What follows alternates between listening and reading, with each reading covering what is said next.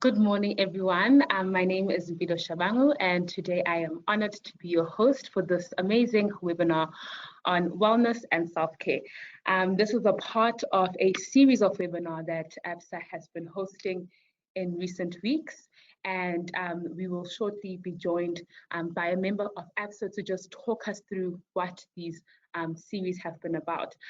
Just before we begin, I'd like to remind everyone that today's session is going to be a bit different from others in that this one will be 1 hour and 45 minutes instead of the usual 1 hour and 30 minutes. The reason for the length of this session is because we want to emphasize the importance of wellness as a priority and allow each speaker to share different aspects of self-care.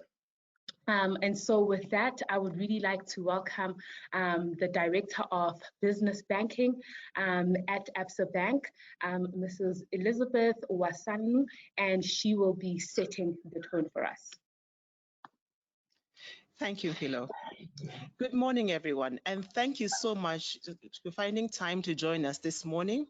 It's a bright and beautiful morning in Nairobi, and we are so grateful. It is also our hope that you're keeping safe and observing all preventative guidelines issued by the Ministry of Health, as well as the World Health Organization. At ABSA, we have taken a proactive approach to stand with our customers and Kenyans during these difficult times to help them coping with the effects of the pandemic. For our customers, our ABSA customers, and particularly for the SME customers, we have sustained our engagement with them during this period, given the important role they play in our economy. This includes equipping them with information, insights, thorough briefing on a bi-weekly basis on the SME webinars, such as this one, where we discuss topics that are important to the SMEs and businesses to stay afloat during this season.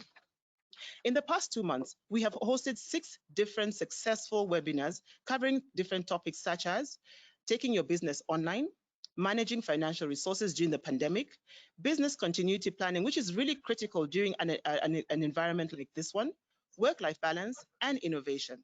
In this way, we continue to provide solutions to help our SMEs adapt to the new ways of doing business.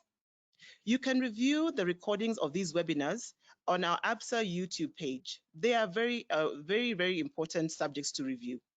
We additionally are sharing bi-weekly digital magazines. You can access our social media pages to get insights on our webinars. In addition to this, and because we understand the difficult the pandemic has provided us, it has become most important for our customers to understand their financial and cash flow perspectives. We have continued to cushion our customers through various different loan relief options. Speaking to most of them, it is evident that loan relief program has played a big role in ensuring mental well-being of our customers.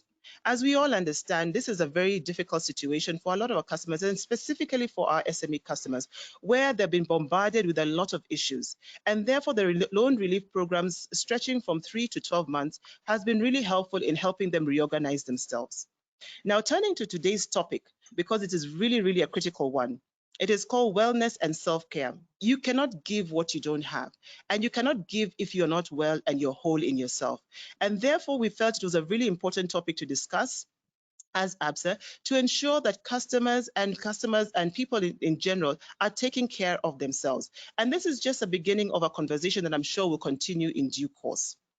And therefore, we need to understand what are the true effects of COVID, not just to our businesses, to ourselves who are going to give input into our business. So today's topic, therefore, is timely, and especially coming a few days after the task force formed by the Ministry of Health recommended that mental health should be declared a national emergency of epidemic proportions, and that the government should prioritize mental health in the public health and socio-economic agenda. As I conclude, I really want to invite you all to watch the brief video of one of our customers explain the loan relief program and how it has helped him, and how it has surely, how our engagement with him has really helped him move forward. Thank you very much, and do enjoy the session. Keep well and keep safe. Thank you. Thank you, Elizabeth. You really have done an amazing job in setting our minds on what it is that we can expect from today's webinar. It's great to have a bank that's not only concerned about our money, but also about our just holistic well-being. And with that, we will just have the video that Elizabeth was mentioning, and it should be coming on your screens right now.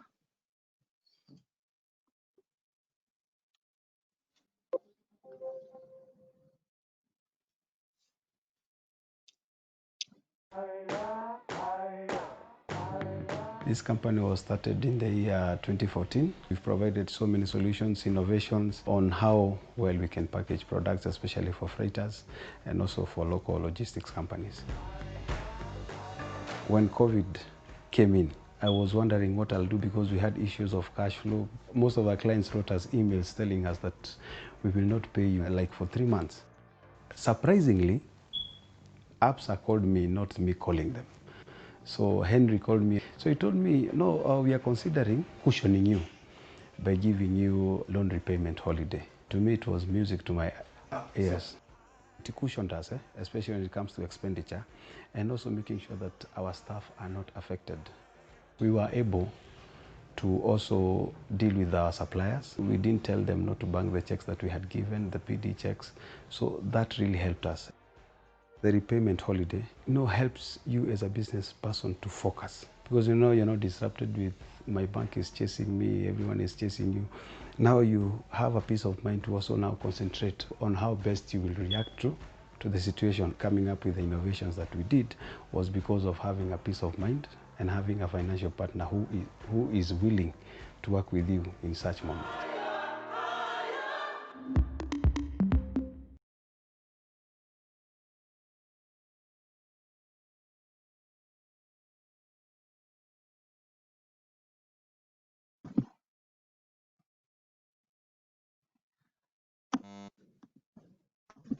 All right.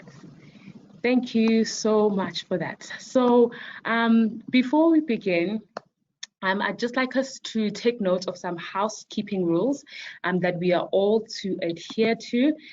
Shortly, you will see a pop-up slide that will just have all the rules that we'll just go through before we get into our discussion. And the first rule is that participants will be muted throughout. Oh, here we go. Participants will be muted with their videos throughout the session.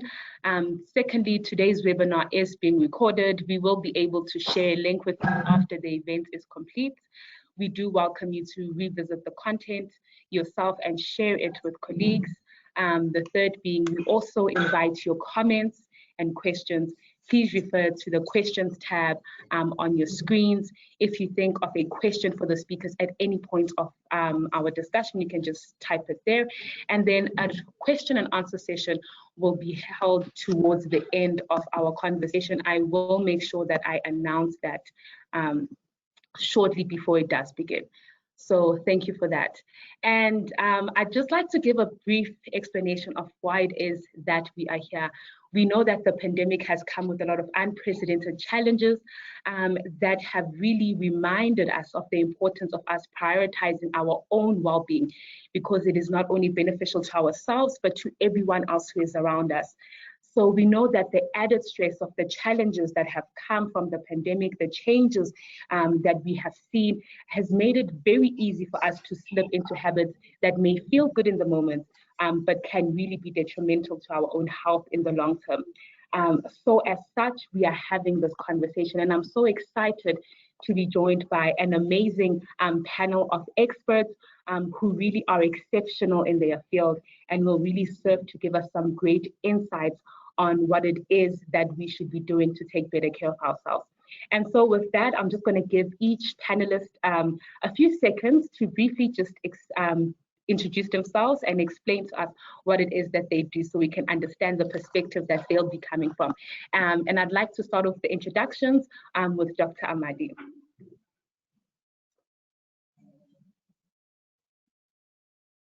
Thank you so much, Mpilo.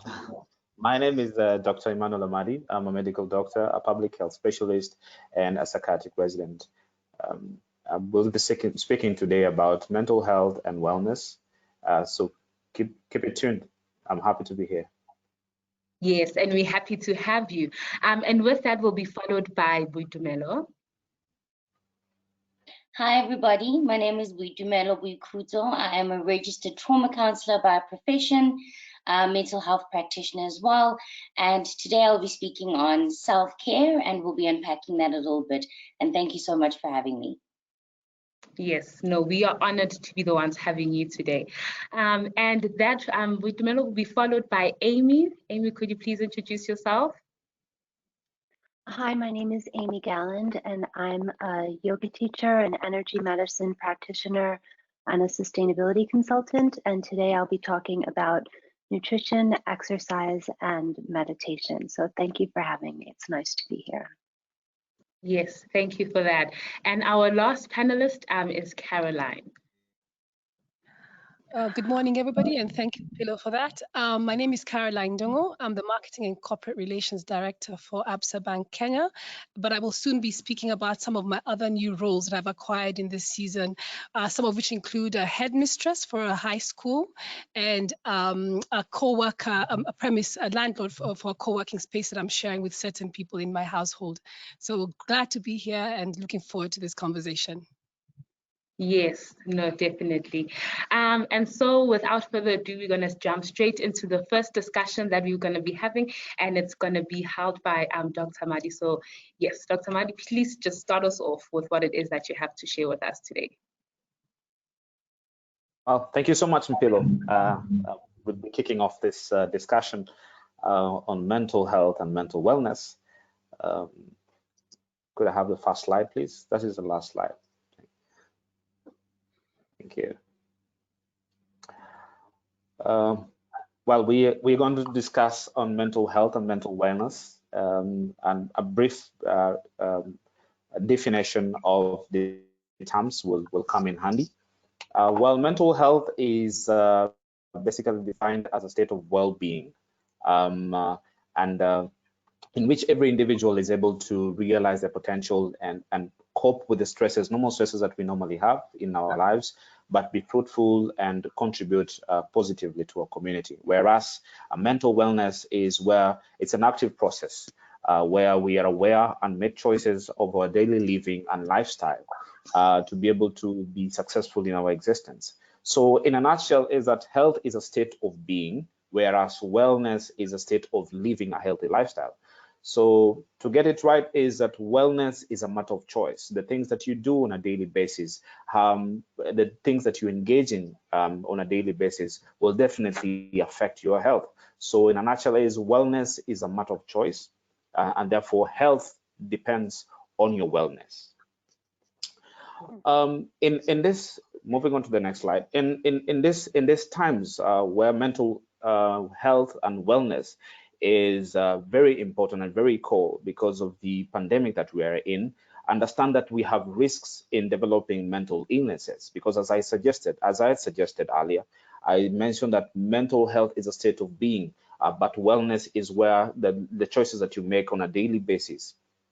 So the effect of this pandemic has been immense, largely because of the various activities that have been hampered because of the COVID-19 pandemic, and also the restrictions that we have in our society, as it were, because of if one has been affected or infected by it, you're either being quarantined or isolated, and this has various effects on our mental well-being and mental health.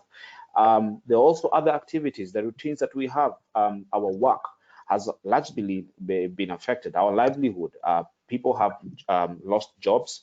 Other employees have had pay cuts. Revenue for business people has reduced because the business environment has been affected by it, because we're not having so many people going outside. We're having lockdowns for that matter. So many businesses have been affected. Service industry has been affected. Even hospitals themselves. Many would think that hospitals are having a booming business right now, but it might not be the case for all of them, because people are afraid even to go to clinics. So their revenue has also been affected. So business, as it were, is not normal anymore. The new norm has disrupted the norm that, as it were, as we knew it. So things to do with loan repayments, we have had that in the clip before, where ABSA has gone, taken a step and even giving people breaks, a holiday in loan repayments because of the economic slump that we're having. The business environment has been largely affected by the COVID-19. So this has led to levels of loneliness, even the risk of developing mental illnesses such as depression, anxiety, even leading to other mental conditions like drug-induced psychosis because of the unhealthy way of coping with these stresses. Where you have economic losses and such, and being in isolation and quarantine for a long time will affect your mental health. And as such, you would also realize that things to do with self-harm and suicidal behavior are expected to rise and are actually on the rise. So the other thing is that we also recognize that the stigma associated with COVID-19 has large implications on people in our mental health and in our mental wellness, because people in the society, or the society as it were, are shunning those who have been infected by the virus, knowing that how the virus is being spread, but we still see the people that have been infected by the disease, and this has, even after recovery, and this has a large impact in our mental health and wellness. So the risk of developing mental illnesses is quite high caused by the effects of this pandemic in the populace, and largely even as it protracts for a long period. Remember, for us, all this began somewhere in March. Realize other countries like China, who have had this for longer, even though they have contained it for now. Countries like the USA still having to grapple with the pandemic, as it were. I mean, the longer it takes, the effect of it in our mental health and in our mental illness is so high. So as it protracts, we know that it's going to make a large impact on our mental health and wellness. We can move on to the next slide. We understand that, so in this regard, cases of mental illnesses, such as depression, we talked about anxiety, we talked about drug-induced psychosis, other mental illnesses such as addictions will be amplified with the persistence of this COVID-19 pandemic protracting for a longer period. And we've talked about the end spectrum of suicide also being a risk as well.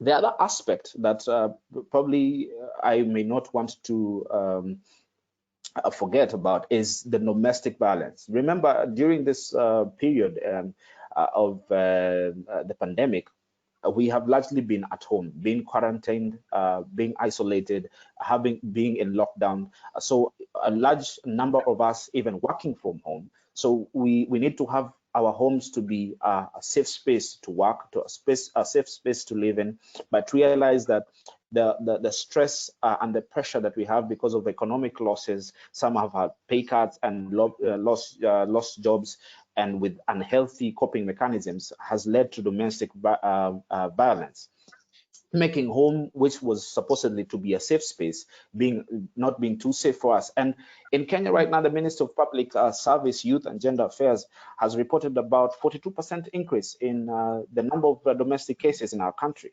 You can see how this impact, how the COVID-19 has impacted on the domestic violence. And this is not quite good, because it will probably perpetuate the risk of other vices as well, because when young children are also exposed to such domestic violences, they don't turn out to be too well, because they end up to copy the violence that they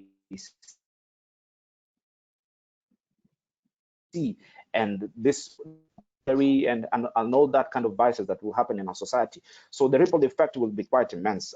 We are yet to see much of it right now, but later on, as we progress, we might see a lot of the ripple effects thereof that will occur. Indeed, the need for a more holistic approach in tackling this pandemic in our society is evident, and we shouldn't just be looking at the infectious aspect of it, although it's important, but it shouldn't be the only focus for us. We should be looking at the mental health, because mental health and wellness is a core aspect, and it should not be left to chance. Because then we may not have the opportunity that this pandemic as well has accorded us to deal with the mental health and wellness issues. So I like it that we are talking about mental health and mental wellness, because we are not leaving it to chance. Because if we leave it to chance, then we may not have that opportunity to deal with this. Just a snippet on the numbers on how this mental health. We can move to the next slide and just look at a snippet of how this thing is affecting us. Next slide, please. We can see that. Next slide, please. Next slide. Yeah, we can see with the numbers here that we have an estimated about 260 million people worldwide suffering from depression. This was before the pandemic, and as I alluded to, I suggested that these numbers, we might see an increase of this because of the pandemic, largely because of the effects that we are seeing. And 1.9 million Kenyans were also suffering from depression. This is just the numbers before the pandemic, and we are yet to see an increase of this. So it's important that we give the due attention to mental health and wellness, because it's very important. About 877,000 people worldwide commit suicide annually. You see, that's a huge number. About 1,408 suicide deaths per year in Kenya. And a recent survey still indicates that 20% of people go to work experience suicidal thoughts. And the thing is this, in society, because we still have the stigma of mental health and mental wellness, especially the stigma on mental illnesses, is that a large number of people, even workers, will still go to work when they have the suicidal thoughts and not want to talk about it, believing that once they talk about the suicidal thoughts or ideation, that they will be deemed different, and that it might be seen that they will actually go ahead. Remember that talking about the suicidal ideation will not necessarily lead you to actually doing it. As we say, a problem shared is a problem half solved. So talking about it as well will also enable the people around you to look after you, in the sense that you do not tip over to where you actually go ahead and do the acts, because we know about it's the 4 times the number of women actually have the suicidal ideation, but do not actually do it. But it's 4 times more for men to actually complete the action. So you can see the disparity there. Men actually are more prone to completing the suicide vis-a-vis women, and that largely can be something to do with them sharing their problems, talking about it, having groups where they talk about their issues, but men largely just can it up and blow up much later. So it's important that mental health and mental wellness should be destigmatized, so to speak, such that we are able to help one another. And you can see that the global effect of lost productivity is up to 1 trillion per year. Based just on depression and anxiety alone. This is just a small spectrum of mental illnesses that we have. The others, like schizophrenia, things to do with drug addictions, but just on depression and anxiety alone, and which is largely a high risk because of the pandemic that we're having at the moment. 1 trillion per year is lost in productivity is a huge amount. Next slide, please. Next slide, please. So we're going to look at on coping strategies. So coping refers to cognitive and behavioral strategies that people use to deal with stressful situation or difficult demands, whether they are internal or external. By internal, we mean the emotional beat. External meaning that the things that are actually happening around you. Sometimes we need to cope with things that happen to us, and other times we must cope with things that happen within us. So there's that stress within and stress without that we need to cope. So these coping skills or mechanisms are not the same as defense mechanisms. The defense mechanisms are generally unconscious processes that people are unaware when they're using, such as projection. That is one of the defense mechanisms that probably we could have. It's a negative defense mechanism, where an example would be you've been lashed at the office, but because you do not have the power to lash back at your boss, then you lash out at your spouse or your children at home. So that's a projection kind of defense mechanism. So they're not the same. Yeah. Coping and defense mechanism, that is basically the difference, because coping mechanisms are the skills or the strategies that you use to deal with the stressful situations. Next slide, please. So we're going to look at the positive skills, coping skills, and vis-a-vis the negative coping skills.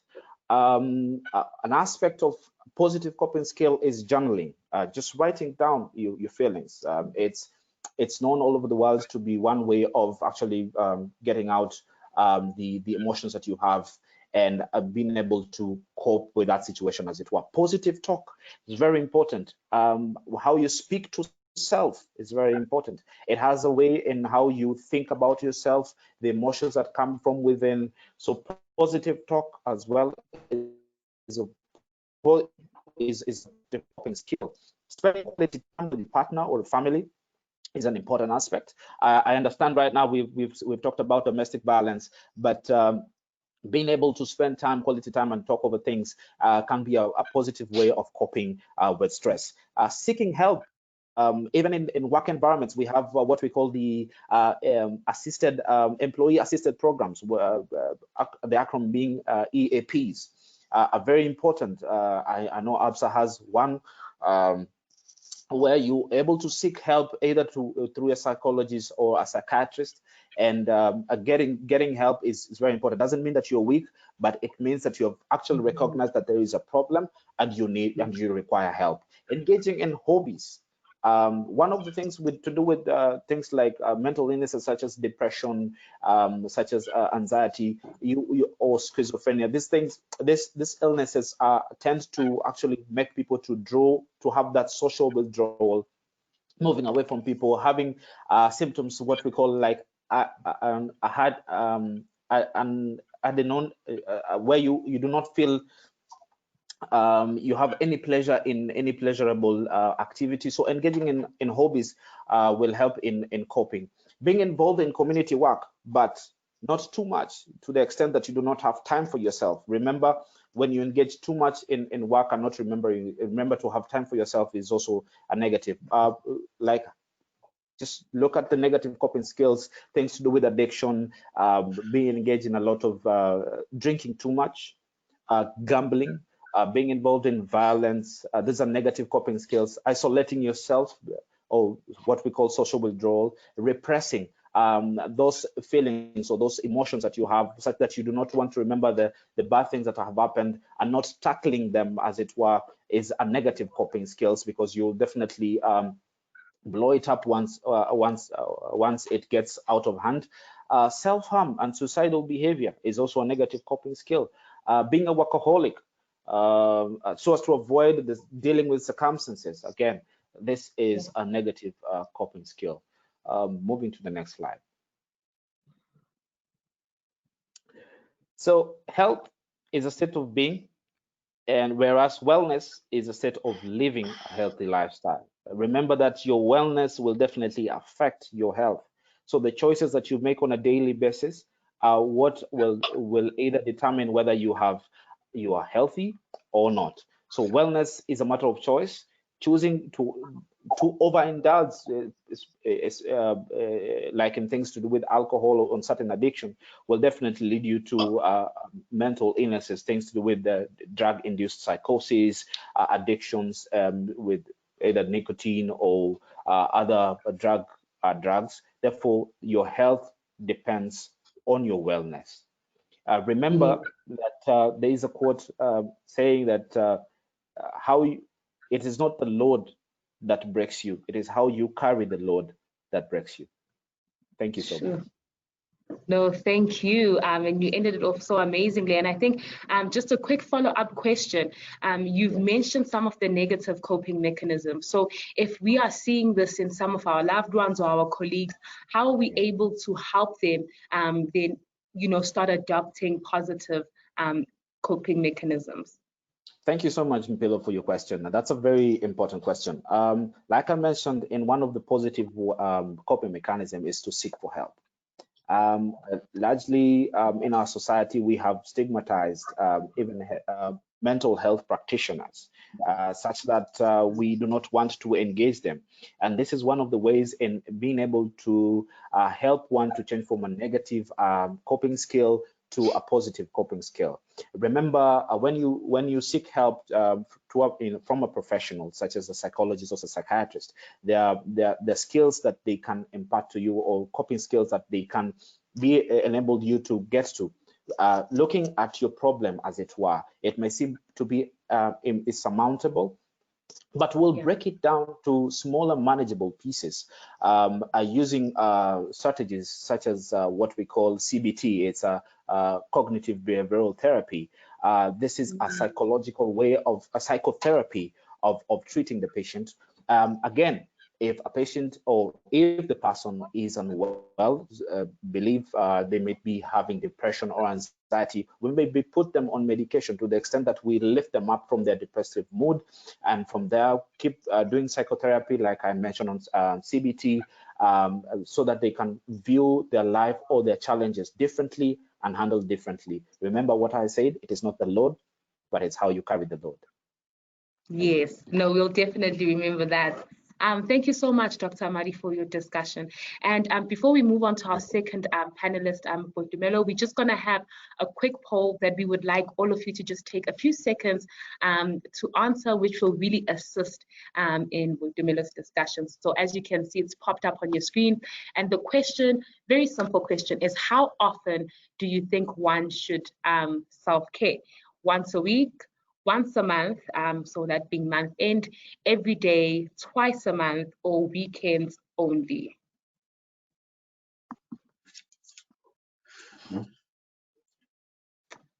All right. Thank you so much for that. And the questions, the results shared with us shortly. Okay, so we have 10% saying once a week, we have 0% saying once a month, 89% saying every day. That's very encouraging, and 0% saying twice a month, and 1% saying weekends only. Thank you so much for taking the time to answer it. We truly do appreciate it. And with that, we're going to move on swiftly to our next panelist, Boitumelo. All right, good morning, everybody, once again. If I could just get my slides up. I think I just want to comment first on the poll. I think it just made my heart smile seeing that everyone, is in agreement with me, or most people are in agreement that self-care should be an everyday thing. Very, very much important, but I'll be unpacking that shortly once I just see the presentation. So if that could please come up for me.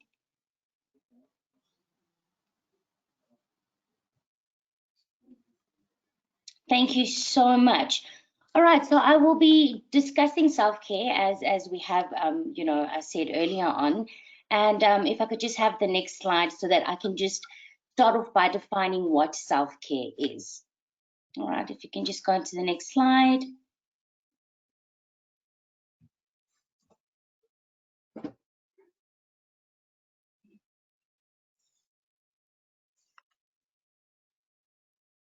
Okay, the next slide, please. All right, that's fine. Maybe it's a bit of a technical issue. Fortunately, I am quite well acquainted when it comes to self-care. Given my profession, we have to engage in self-care ever so often. All right. I think the first thing, just in terms of unpacking self-care, is that it is an activity that one does deliberately. And I think the operative word being deliberate. So we have to be intentional in terms of self-care. And why is that? Again, I think one of my favorite sayings is that we cannot pour from an empty cup. You cannot give what you don't have at the end of the day. Just to add on to also what the doctor earlier on said. And by the way, brilliant presentation, doctor, very, very much informative. And I think for me, from a mental health practitioner perspective in the South African context, it was very interesting to see, Kenya's stats around mental health and mental illness. So again, back to self-care, and I think it links quite nicely when it comes into, mental health or looking after ourselves from a holistic perspective. And again, just to unpack what self-care is, like I said initially, it has to be deliberate in order to take care of, one's mental, emotional, and physical health. So like I said, it's quite holistic. It helps us improve our overall mood, reduces anxiety, and especially because we are in the middle of a pandemic, as a world, not even just as a nation or as a continent. Yeah. Right. And what it also aids us with is that it helps us to enhance energy, to restore health, and also to reduce our stress levels. All right. And lastly, it is definitely self-initiated, meaning that depending on the relationship that you have with yourself, and I'm really hoping that most of us have good and healthy relationships with ourselves, it would definitely come from that space where we initiate having to look after ourselves. And again, referring back to the poll, this should be something that is done on a daily basis. I know some people are like, but that is impossible. I'm a dad, I'm a mom, I'm someone's, partner, I'm someone's parent, and all of that. There's never enough time in the day. And I always say to people, we're very quick to pretty much prioritize everything else but ourselves. And I always say to people, we are our own tools. So at the end of the day, if you're not looking after the tool that is actually doing all the work, then what is the quality of our output at the end of the day? And that's why self-care is so important, is that we make sure that our cups or our jugs are very much full so that we're able to give of ourselves at the end of the day. All right. And then the areas that there's different areas of self-care, and as you can see up on the screen, we've got the physical part, which entails movement of the body, nutrition, which Amy will be talking to us about, sleep, rest, physical touch, and sexual needs as well. And I think people always just fixate on particular parts when it comes to self-care and not really keeping in mind that we are holistic beings, so it's not just about our brain or our emotions or our physical health, it's pretty much encompassing everything else. Second bullet being psychological, so learning new things, applying your mind, setting those good and healthy boundaries. And I know a lot of people struggle to set good and healthy boundaries. I think people assume that, boundaries always have to be pretty much uncomfortable or negative. No, we need to have healthy boundaries in our personal lives as well as our professional lives, and I'm always encouraging, especially with parents during this time, to also teach their children good and healthy boundaries. And it definitely aids you when it comes to self-care, and it definitely also helps in terms of people not having as much guilt because you're used to putting in those good and healthy boundaries. All right, practicing mindfulness. And creativity as well. And when we speak about mindfulness, and I'm hoping again, Amy might just unpack that a little bit, it's about being present. It's about being mindful when you are engaging in different things. A nice example that I like giving people is that how often do we have meals? And as we're eating our meals, we're actually mindful about the eating process. So that you're actually tasting your food, you're actually chewing your food, you're swallowing it, and you're actually engaging in just that process. So just as an example, that would be one person being mindful while engaging with eating at the end of the day. Next one being emotional. All right, and that's enhancing emotional awareness, navigating your emotions, increasing empathy and compassion, compassion for self and other people, and managing our stress. And again, when it comes to the emotional component, it also depends how present you are, and emotional intelligence plays part and parcel of that, but also relationship with self. Do you acknowledge your own emotions, or do you just disregard your own emotions? So it becomes very difficult to apply that level of emotional awareness and empathy for self if we can't even acknowledge what emotional space we're in. And again, that can be influenced by different things, how we're brought up, how we're socialized as well. And, there's normally quite a big discrepancy in terms of how males and females are socialized as well. And I think that's how it influences how we engage with our emotional self as we get older. But it's very much important to be able to acknowledge and connect with ourselves from an emotional perspective. Social being, supportive groups and networks of relationships you can rely and depend on. So again, with the social component, it is that sense of community, it's that sense of support, which is very much important, not only because we are in the middle of a pandemic, but generally it's always good to know, where your support structure pretty much lies.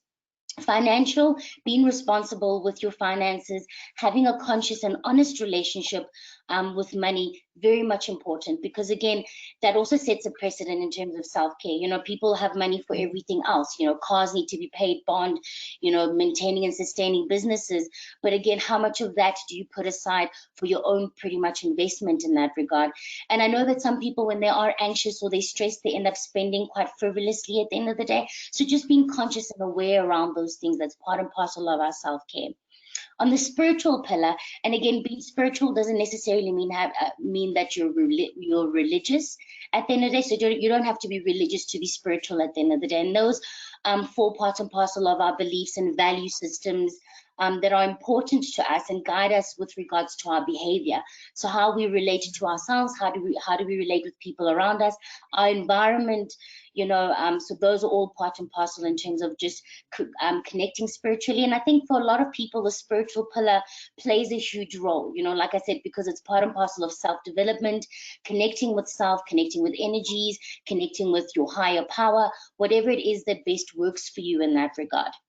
All right, and then in terms of environmental, that's organized and clutter-free space, monitoring our social media, minimizing waste. And again, with organized and cluttered-free space, look, I know some people function in organized chaos. And I'm like, look, if that works for you, that's fine. There's some people that also kind of speak of, my space is always clean, but it's a little bit cluttered. And, sometimes in psychology, we'll say that's a bit of a reflection of how you're feeling inside.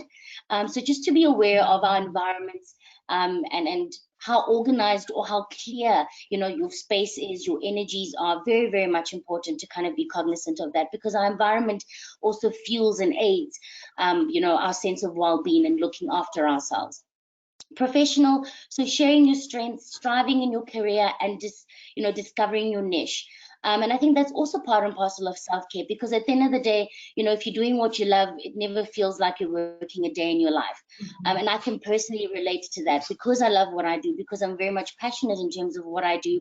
It really just aids in terms of my mental health, my emotional health, my spiritual health, and my physical health at the end of the day. So keeping in mind that we need to also just focus on self-development. How do we aid ourselves and grow ourselves from a professional pretty much standpoint?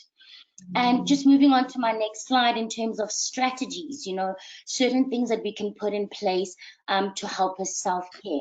Very, very much important. And please just take a mental note in that regard. Number one being establishing a routine for yourself. Look, and when we speak about routine, we're not necessarily saying that it has to be militant and it has to be super rigid. I always say chop and change until you find what works for you with regards to routine. But again, we are creatures of habit as human beings. So putting in those good and healthy routines is always very, very much beneficial when it comes to us. All right, make lists of daily tasks and activities that you'd like to achieve. Again, I always say to people, keep it realistic.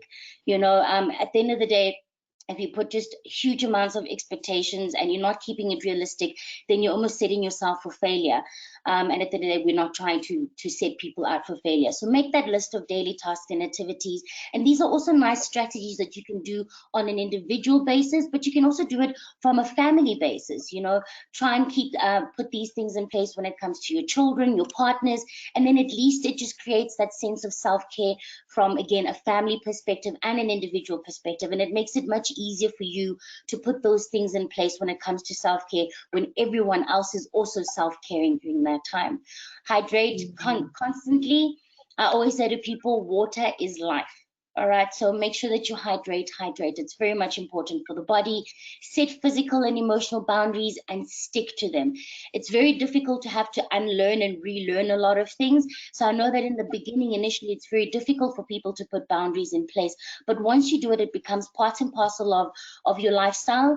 And again, it aids us at the end of the day in terms of just putting those good and healthy boundaries. Like the doc said earlier on, journaling, very much important. Put pen to paper, and it helps in terms of just processing our thoughts, processing our emotions, and also helping us maybe just realize what's feeling a little bit heavy for us at this point in time, what needs to go, what needs to stay. So I always say journaling is amazing. For those that are not keen on putting pen to paper, I always say then, record yourself in terms of just when you're reflecting at the end of the day or in the beginning of your day. So make it work for you. All right, engage in healthy social media and limit your engagement time on social media as well. Why? Because again, people I think take for granted that the things that we take in have a huge influence on us, So if you're just constantly just taking in negative, content that's on social media, content that leaves you feeling insecure, or making you just leaves you feeling a little bit drained, or all those type of things. Again, I always say be very, very cautious of who you follow in terms of social media, what it is that you're following, and make sure that whatever it is, that it aids you at the end of the day. All right. Breathing exercises every morning, which I'm super excited that Amy will probably be unpacking a little bit more of that. Very much important. I think we take breathing for granted. I think because it's a habit. We've been breathing since we were born. We don't really realize how much we can get from that. But again, I won't unpack on that too much. As well as the next point as well, movement and stretching your body on a daily basis. Again, these are a lot of the holistic things that we can put in place, and I won't elaborate too much on that because I think Amy will definitely be touching on that. Next one being focusing on what is in your control and letting go of the rest. I always say in life there's two types of problem. There's a type 1 problem, which is your problem, and there's a type 2 problem, which is someone else's problem. And that normally helps me when I'm in a bit of crisis, or it helps people in a bit of crisis to establish, is this my stuff or is this someone else's stuff? It also helps in terms of having to implement boundaries at the end of the day. So establish, can I do anything about this? Am I in control here? If not, will stressing about it aid me at any point? You need to be asking yourself those type of things. All right. Positive self-talk. So our internal dialogue plays such a pivotal role in terms of just how we engage with ourselves, how we engage with other people, how we look after ourselves at the end of the day. So we all speak to ourselves. I always say to people that it's a bit of a problem if you're having a conference in your head, then maybe you need to just, pick up the phone and give someone a call, a professional a call. But we all speak to ourselves. I think being aware of whether that is positive self-talk or negative self-talk is very important, because some people are not consciously aware that the internal dialogue is very negative, and that has a ripple effect in terms of our behavior and how we engage with work, with our families, with our friends. So again, look, we have tough days, and that's normal. We're all human. But again, when you are doing, great stuff and you've, accomplished, even if it's a small milestone, give yourself that positive affirmation, congratulate yourself when you've done, even if it's the most smallest of things at the end of the day. Positive self-talk is very much important. Next one being check up on and reach out to loved ones. I know it's difficult sometimes when we are in a bit of a funk, to kind of be vulnerable and open up to people, but find that 1 or 2 people that you can open up to, and that you can reach out to, especially if you're not in a good space. All right, take up a new hobby, explore all those different hidden talents that you may have, things that you've always wanted to try out. I always say to people, at least try it out once. At the end of the day, you'd be surprised what you can be, what you are capable of doing. All right. Filter in meditation and prayer time. Okay, very, very much important. Like I said, prayer, if you are very much religious, I always kind of associate that very closely to pretty much meditation, because at that point in time you are engaging with your source of strength, whether it be whatever the case may be. I'm not going to necessarily prompt anyone in that regard, but meditation is key, and it's absolutely beautiful. And like I said, I can't wait for Amy to unpack that a little bit for us. Again, it helps center us. It helps us kind of, stay connected with oneself, stay connected with, with your environment. I'm very much an energies person as well, so it helps you just realign and to reconnect. And again, a lot of people say, I don't know how to meditate. When I'm meditating, there's 10,000 thoughts in my mind, and there's no silence. And I always say, what, practice makes perfect. And again, like I said, Amy will probably guide us a little bit in terms of just how to create that inner silence, because I know being in a chaotic world or chaotic environment, sometimes it's very difficult to have to connect with that silence at the end of the day. But meditation and prayer, I'll always say, you know what, let that be your go-to beginning of the day, at the end of the day, just to pretty much reconnect and realign with oneself. All right, very much important. And my last point is to factor in rest and downtime. All right, and you'll see with my last slide, and I'm happy for you to just change to the last slide, is that at the end of the day, we all need to make that time where we unplug and we reconnect with oneself. So almost everything, you know, will work again if you unplug it for a few minutes, and that includes us as human beings. And we normally see it with our devices, you know, when it gets stuck or it hangs or it lags or whatever the case is, we unplug for a couple of minutes and we plug it in again and it works. Same thing with us, is that on a daily basis, we need to create that 15 minutes, 30 minutes, an hour, you know, where we just unplug and again, we connect with self, we refill our cups so that we don't pour from an empty cup, number one. And number two, the analogy that I love using is that there's a saucer and a teacup. All right, make sure that that cup is full to a point where it's overflowing. What's on the saucer is what you give everyone else, and what is in that cup is for you. All right, and I think that's where I'm going to wrap it up. Thank you so much. Thank you, Vidmila. That was just so insightful, and I believe we've learned so much. The question I do have is, what kind of best self-care practices can we do with family? Because in this time we are quarantined with our family members. So can you just give us a few tips on that? Absolutely, more than happy to. So a few fun activities in terms of families. And look, I personally do it with my family when I am with them. So my parents, my nieces and nephews, is family yoga time. All right, even with the little toddlers, it is so much fun for them, you know. So again, just some nice yoga stretches.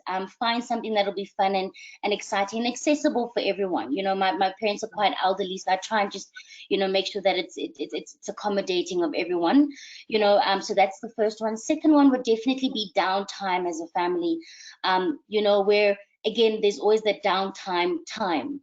You know, so whether it be 5 o'clock after everyone's done with work, where we have 15 minutes of silence, everyone goes into their corner, into their spaces, and, you know, there's no social media, so you're not sitting in your room on your phone, but you're literally having some quiet time. And I know sometimes with toddlers and little ones in the beginning, you know, because they're just so used to being overly stimulated, it might be a bit challenging, but as they get used to it, you'll see them just calm down during that time, and you know, you'll even get the little ones reminding you that, hey, isn't it downtime now, you know. So putting those type of things in place. And lastly, I think family time. So whether it's around the dinner table when you're having dinner, but let's sit and engage and debrief on the day. Ask your kids about how was their online classes, you know, how's their teachers doing, how are their schoolmates doing at the end of the day. Share about work and some of those, you know, stresses that you overcome during the day. But I think really just opening up that safe space where everyone gets to debrief and everyone gets an idea of where everyone else is at. So that also helps us in terms of a supporting perspective from a family basis. You know, how do we support each other? But also it creates that culture of sharing and that culture of, you know, pretty much saying that sometimes it's okay to not be okay. We are there for each other and we get to support each other. So those are the three that I'll definitely suggest just from a family perspective. Yeah, no, thank you for that. And I think they're so amazing because they're inclusive of all ages, because, you know, there's so many family dynamics that we have. So thank you so much. We truly do appreciate it. And with that, we're going to move on to you, Amy. And just to start us off, I'll ask you a question.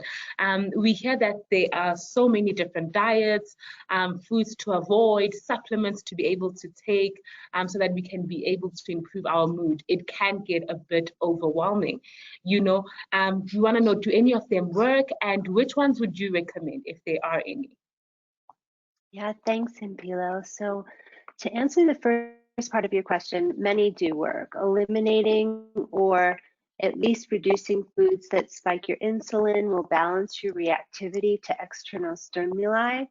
So what you eat has a direct impact on the part of the brain that's stimulated and then your resulting mood. So for example, your limbic brain, which people are familiar with, the fight or flight reactions, feeds on sugars. But your neocortex, which is more responsible for higher order thinking, including conscious thought, feeds on fats. So if you can cut out sugars and eat healthy fats, then you can override that reactivity of your limbic brain and it'll give you more peace of mind.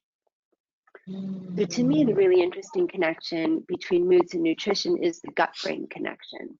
And this has been talked about in more radical nutrition circles for a really long time, but it's only now starting to get attention in more mainstream research.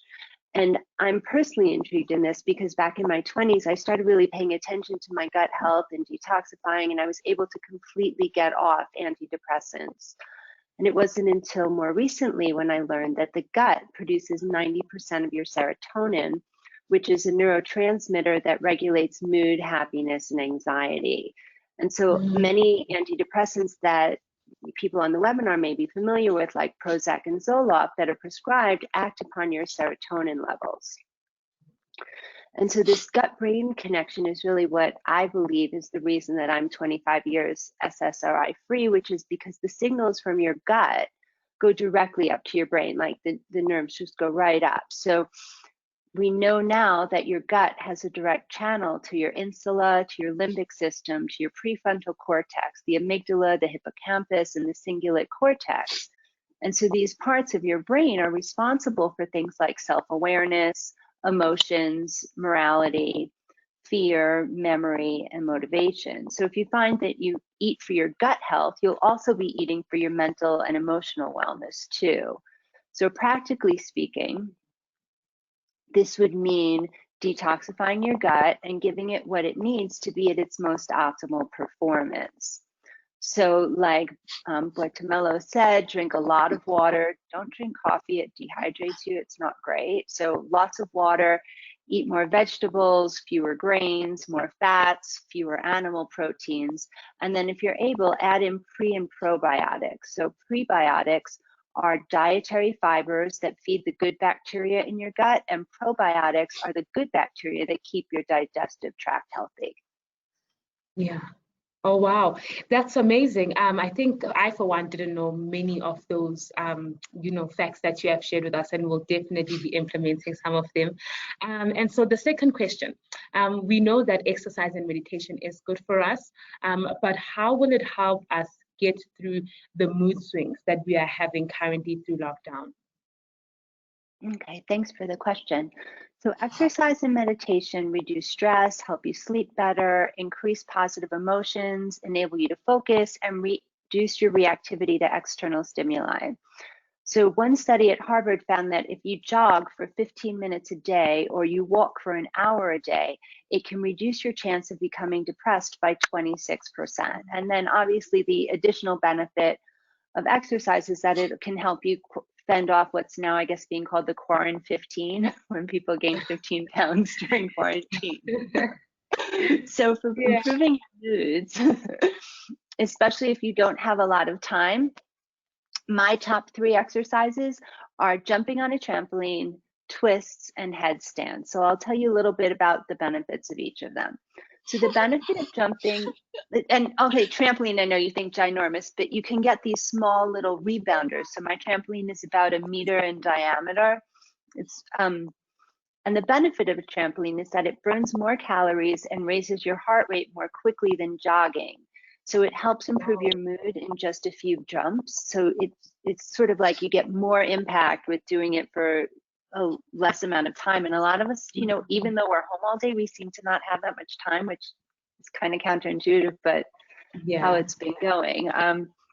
It also increases your heart rate, which trains your body to move oxygen to your muscles more efficiently, which can reduce your chance of type 2 diabetes by over 50%, and also reduces your blood pressure, which then in turn lowers your risk of heart disease. Another benefit of jumping on a trampoline is that it utilizes all of your muscle groups. So you end up using your abdomen and your arms. And if you use those little hand weights, it'll even get, just tighten up this part of your arm so you can get those nice cuts back there. Jumping stimulates your lymphatic system, and that rids your body of toxins, bacteria, trapped protein, and dead cells. And it also then increases your immunity. So lymph contains white blood cells called lymphocytes, which fight infection. And I think right now everybody's paying attention to how can I increase my immunity. So the second thing that I really like are twists. Now, twists are really easy to integrate into your day because you can do them standing, lying down, and even sitting on your chair while you work, right? You can just kind of and spin the whole way around. So the benefits of twists include that it rotates your spine and those muscles, those muscles that go along the side of the spine, and that strengthens your back and preserves your range of motion. And especially as you age, that's something you want to be taking into account. It creates movement around your organs, and that improves blood circulation to and from your organs, which in turn also improves your digestion. It detoxifies your organs, and it also stimulates circulation and oxygenation, and that will reduce nervousness and stress. So one thing I want to point out is a lot of people, when they're going to stretch, they do forward bends, and forward bends stimulates your vagus nerve, which can actually increase anxiety. So if you're going to be doing forward bends and you're sort of in an anxious state, one, don't do them for too long, and two, make sure that you have something, a pressure on your forehead, because that will reduce the anxiety that can come up from doing forward bends. So my third and favorite exercise to recommend for changing your moods are headstands. So headstands increase your focus and they calm your mind. They're incredible for strengthening your abdominal muscles, and they increase the blood flow, I can't speak, through the brain, and especially here the pineal and pituitary glands. So the pineal gland is responsible for turning serotonin into melatonin, and that will regulate your cortisol levels, that if they get unregulated, it'll cause mood disorders. So you see, especially women in menopause, the cortisol levels can be all over the place, and that's a part of where the moodiness can come from. And the pituitary gland is responsible for producing hormones that control body functions and also your well-being. So that's another benefit. Another thing about headstands is that they strengthen the lungs and they dislodge mucus that can collect in the lungs. And one thing, that we've been reading a lot about COVID is that the mucus fills up in the lungs and then people start to suffocate. And they recommend that people lie prone with their head lower than their bodies to kind of start moving that through. So that's something that'll happen naturally through headstands. And I can answer any questions about these later if people have, no problem. So to also then shift over to meditation, meditation has these amazing effects on our moods because they increase the gamma waves in your brain. Now, gamma waves are associated with peak concentration and a heightened sense of awareness, and they increase when the regions of your brain work in harmony. So they've done studies on monks' brains, and they showed that meditation activated larger areas of brain, particularly the prefrontal cortex, which is the section associated with positive emotions. Meditation has also been proven to reduce the inflammation associated with stress, and it reduces the cytokines, which are associated with depression. So fortunately for us, we don't have to spend decades in a monastery to experience some of these benefits. So if you'll kind of go with me, let's take a minute right now and do a breathing exercise so that you can see what I mean.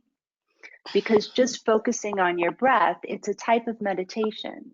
And you can do this at any time to shift your mood. So I want you to think about one thing to keep in mind is that if you're feeling anxious and you want to calm yourself down, one of the most sort of immediate ways to do that is if you exhale for longer than your inhale. And this will work even with just 3 or 4 rounds of breathing. So let's give it a try, okay? All right, so sit up straight. And if you want to, close your eyes. Notice your breathing. And notice how the air passes in and out of your nostrils. Notice if you feel the air more on one or the other side. And notice where you feel your breath in your body. On your next inhale, inhale for a count of 1, 2, 3, and exhale 1, 2, 3, 4, 5.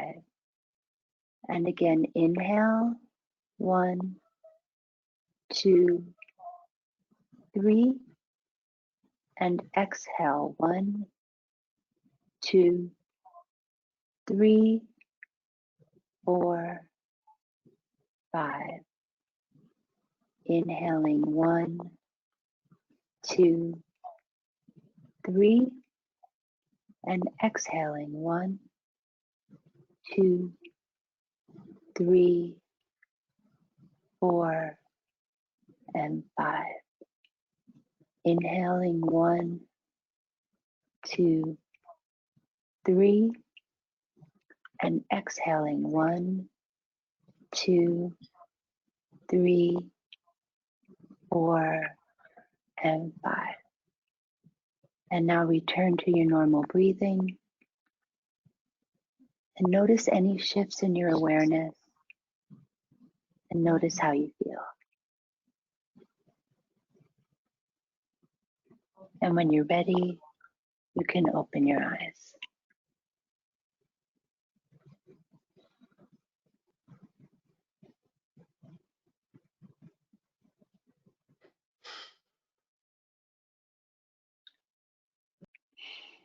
I'm back. Wow, that was amazing, Amy.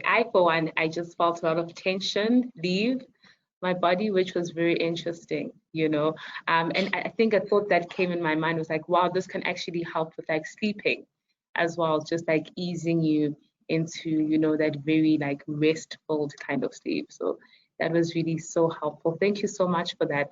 And so the final question that I have is that so many people are dealing and facing challenges with anxiety due to the pandemic.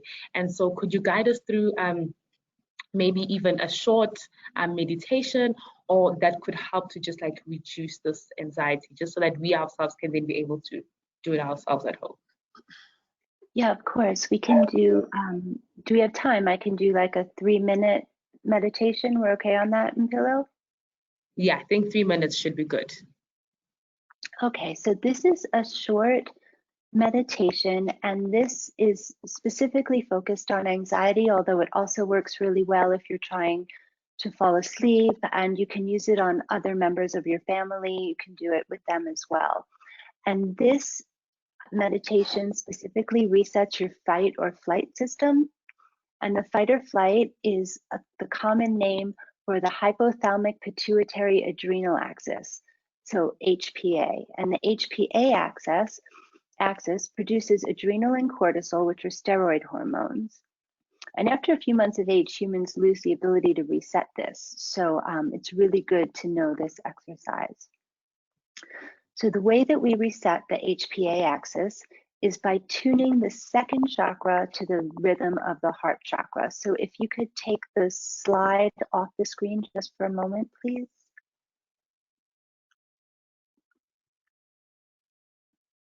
Okay. So our heart chakra is right here, just above your heart.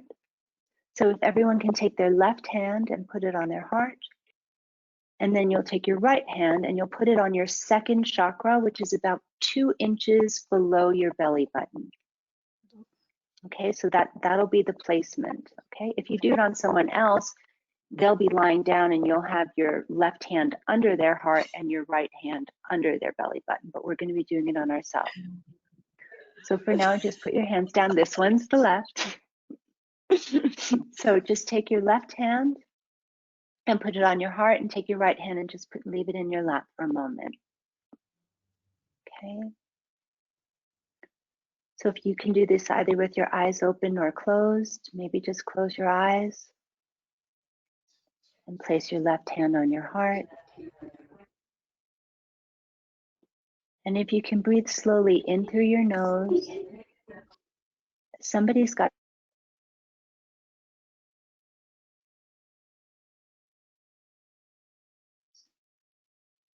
and out through your mouth.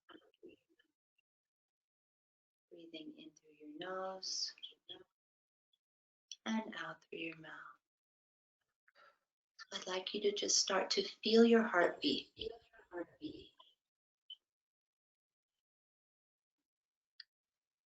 Become aware of the speed of your heartbeat and what your heart feels like in your chest. No judgment, Just be aware of this feeling.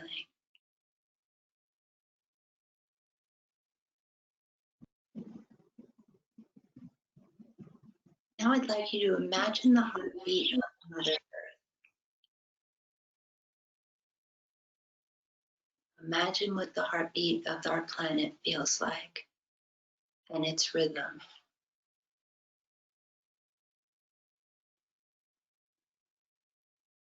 And with a sense of that, imagine the heartbeat of Mother Earth tuning your heartbeat so that the two are beating in sync.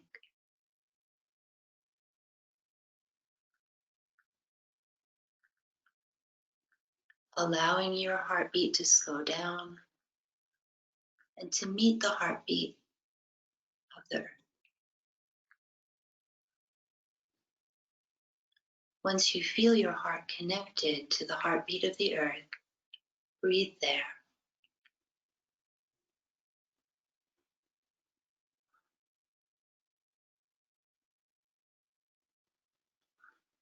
Now take your right hand and place it on your second chakra, just under your belly button.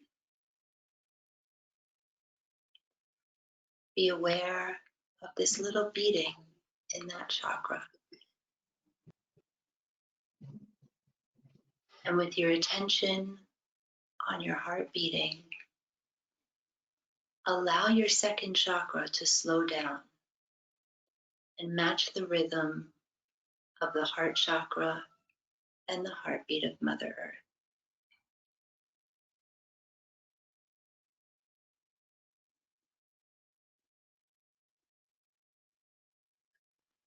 As your second chakra slows down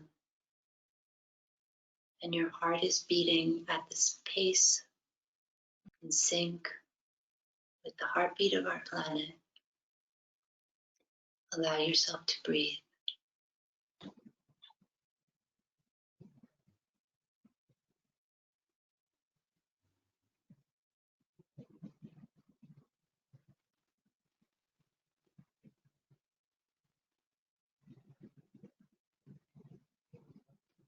And when you're ready, you first remove your hand from your second chakra and then from your heart.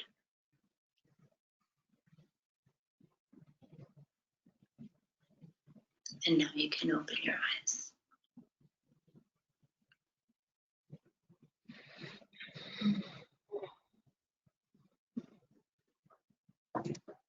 I'm sure I'm not the only one that's feeling rather rested and calm right now.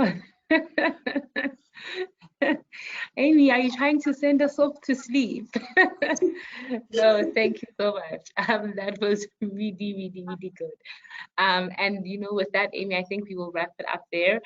Thank you for such an insightful discussion, and we'll come back when we have the Q&A question from the panelists. And so before we move on to our last panelist, Caroline, we're just gonna have a short video being played, so it should be queued on now.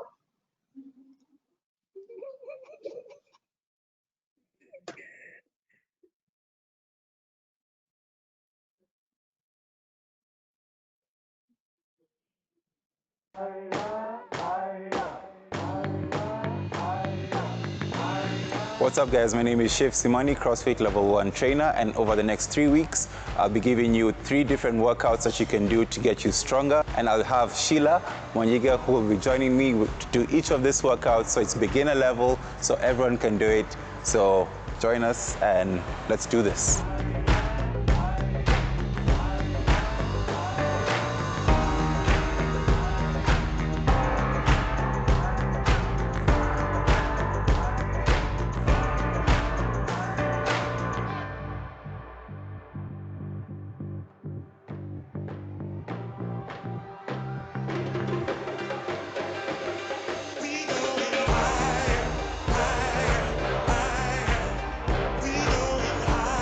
So I hope we've been able to help you over the 3 weeks, at least get stronger, get fitter, and feel a bit more confident.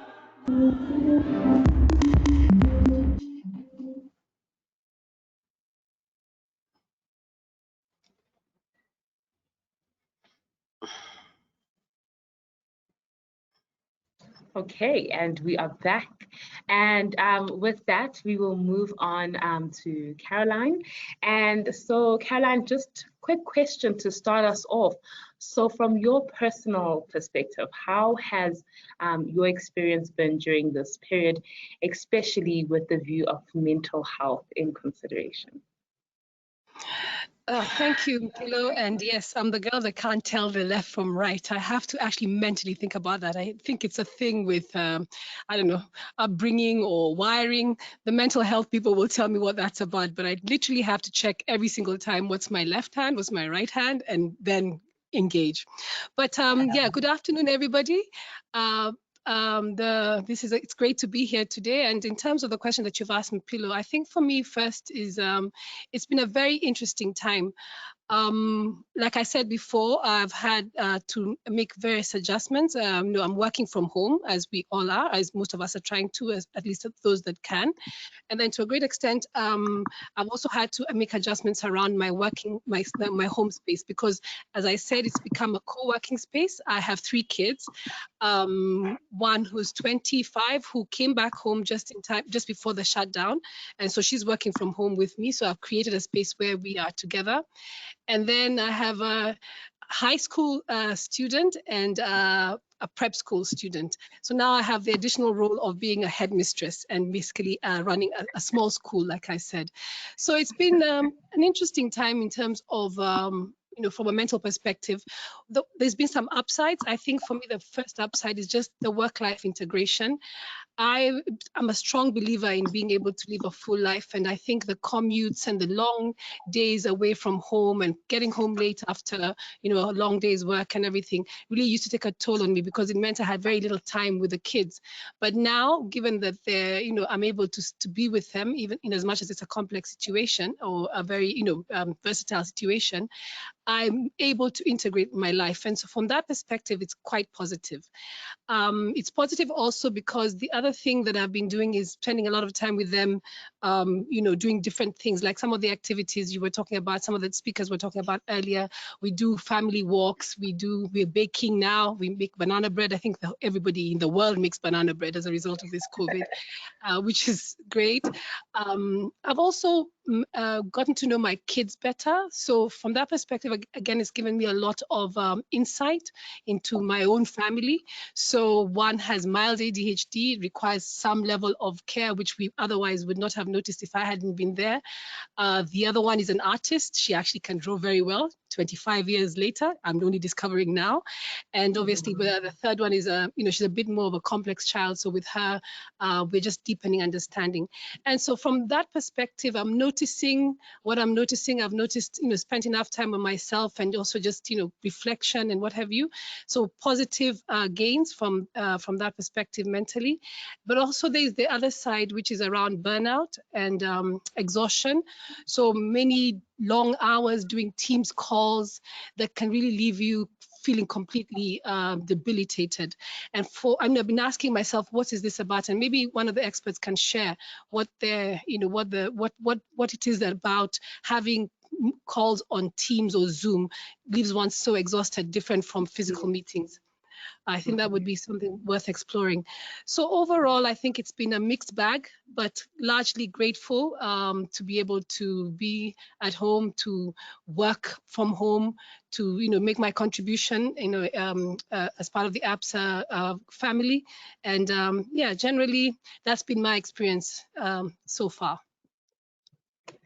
No, that's been great to hear. A lot of people, I think in the beginning of this time, we were struggling with having that work-family integration, because we're so used to there being a distinction between, okay, this is work time, this is family time. So my second question will be, ABSA, a bank with core business is offering financial solutions to people, but during this period, they have come out in a big way to offer a lot of psychosocial, support to Kenyans. So I just want to know, is this something that as a bank was by default, or was it intended design?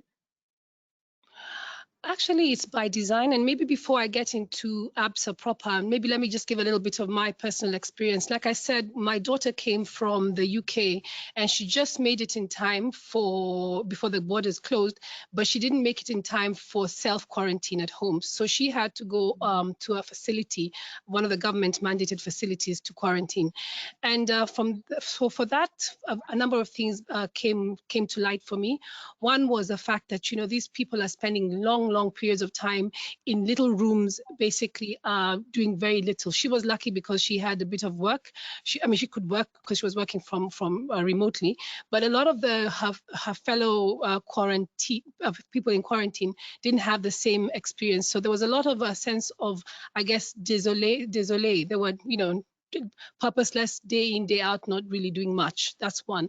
I think the loss of connection with family was also one that also got a lot of people quite anxious. On the other side as well, we as a family were also quite anxious around the fact that what are the protocols they're using in there, how are these people being cared for, etc., etc. So it was personally also, you know, stressful for me. And so she had to leave a bit earlier because she had a core morbidity issue, which we discovered, and therefore we managed to pull her out a bit earlier than the rest. And while we were there, there was lady, while I was collecting her, there was a lady that was actually, you know, quite stressed out, and, you know, she was running around and she was actually threatening to commit suicide, and they had to come, the Ministry of Health people had to actually come for her. And it made me realize that, you know, there's, on the face of it, you know, it's just, it looks like a medical issue, but what lies beneath is something that's quite, you know, quite difficult to deal with. So personally, you know, I work in the corporate relations department, along with my MD and our fellow EXCO members, you know, got together and said, how can we support? Because again, you know, businesses are built by people, they're operated by people, they're about serving people. So if people aren't in good shape, you know, the whole thing doesn't really work, and we can't, you know, flourish as a business as well. And we said, no, ABSA seeks to, you know, to act as a force for good in society. We are committed to going beyond our category in terms of doing something for the communities in which we operate. There is a real need in this area, and therefore it makes sense for us to participate in the psychosocial support. So we partnered with Minette, who are our caregivers even internally, and extended this service to the rest of to the wider public in order just to support them. So yes, it's not about financial services. It is more than financial services, because we're whole human beings, and as we've heard, you have to take care of the whole person, and consequently the whole business, the whole community, the whole society, for it to actually for real gains to be made. Yes, no, that's really amazing to hear. And then I think the last question would be, what kind of support have you guys been giving to Kenyans? Are there specific programs that are running to this effect? Yes, thank you for that. And I think I'll start, it's twofold. The kind of support that we've been giving is one, let's start by saying charity begins at home. So of course, I think it's Vitamelo and actually everybody else has been saying you can't give what you don't have. So we have to take care of ourselves. So as ABSA colleagues, especially, we initially set out to see how we can best support them. The initial actions were around, you know, washing of hands, sanitizing, and all that, social distancing, asking people to go and work from home, etc. And that worked well, because that was the initial reaction. It was a necessary reaction, given that we were now dealing with, you know, a virus that we didn't understand very well. But we also understood that over and above that, as a result of these actions that we're taking, so for example, you know, the fact that people no longer come to work, they're working from home, those who can, there's other things that are showing up, which is a sense of helplessness, a sense of isolation, a sense of loss of connection and community.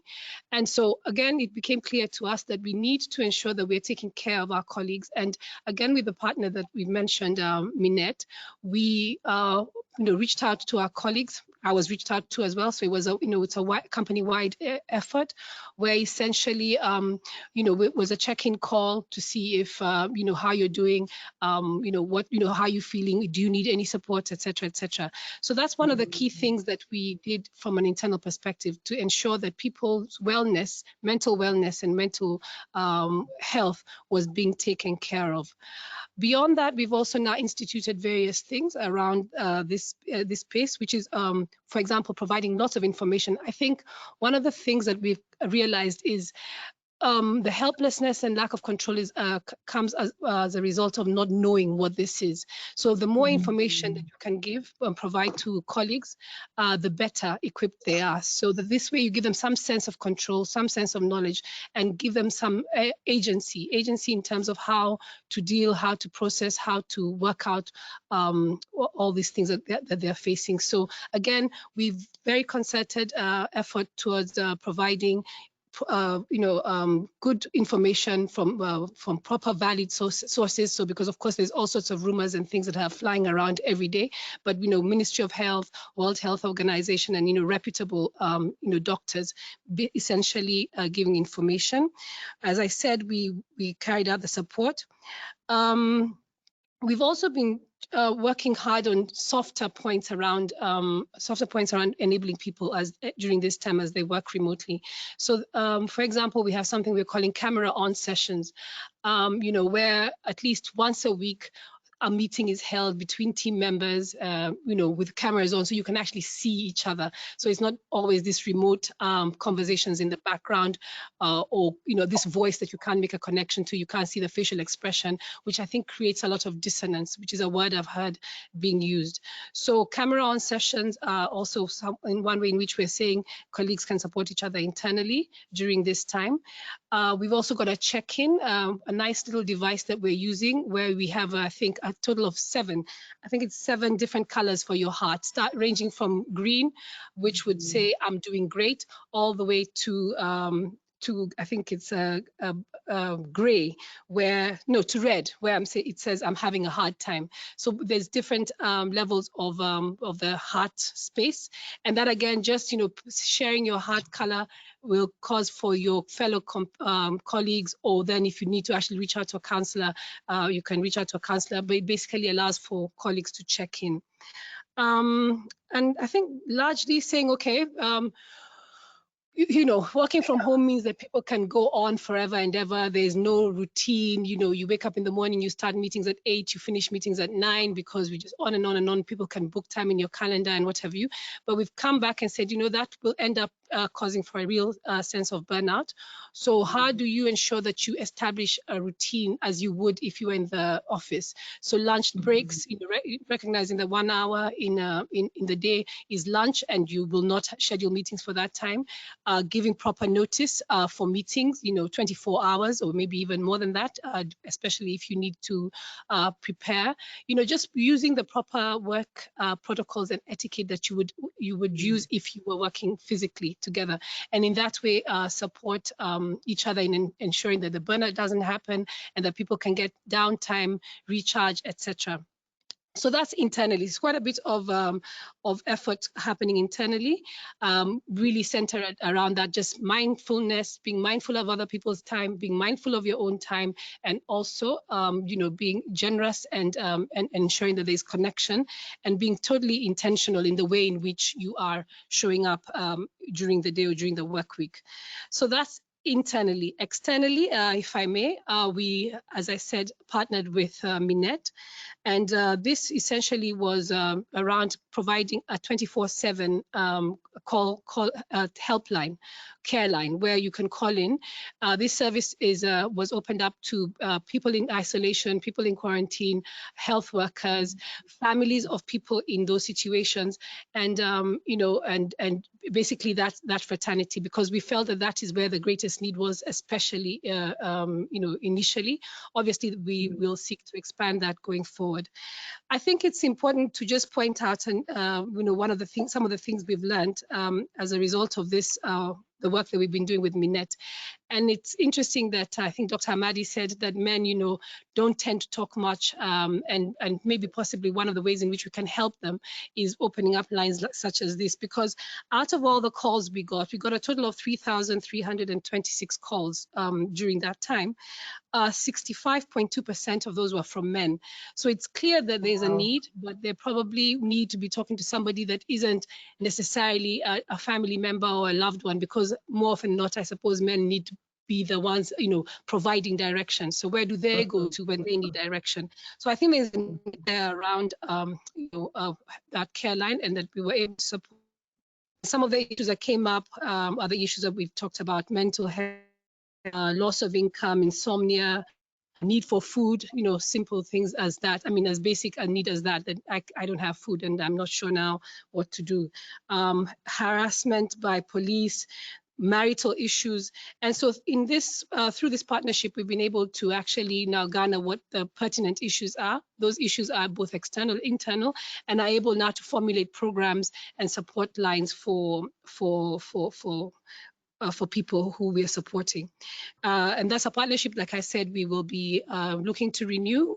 We're actually in the process of renewing and widening, and possibly working with the Ministry of Health in the coming days to see how we can scale it up, because it is true, mental health is not something that's well understood in this country, and people just get, have the sense of, snap out of it, get on with it, no real need to be spending too much time in your head or being sorry for yourself. There's real problems like food, or like education, or like just money, rent. So what's this thing about you being depressed, which is kind of unfortunate.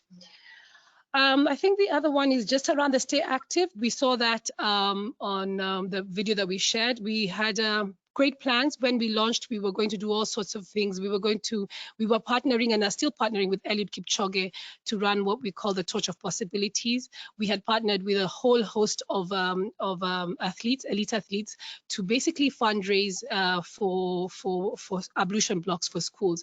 Obviously, with the restrictions on events and movement, that whole effort stopped. But what we've done is actually said, okay, how can we reorganize ourselves to ensure that, to see how we can support the community.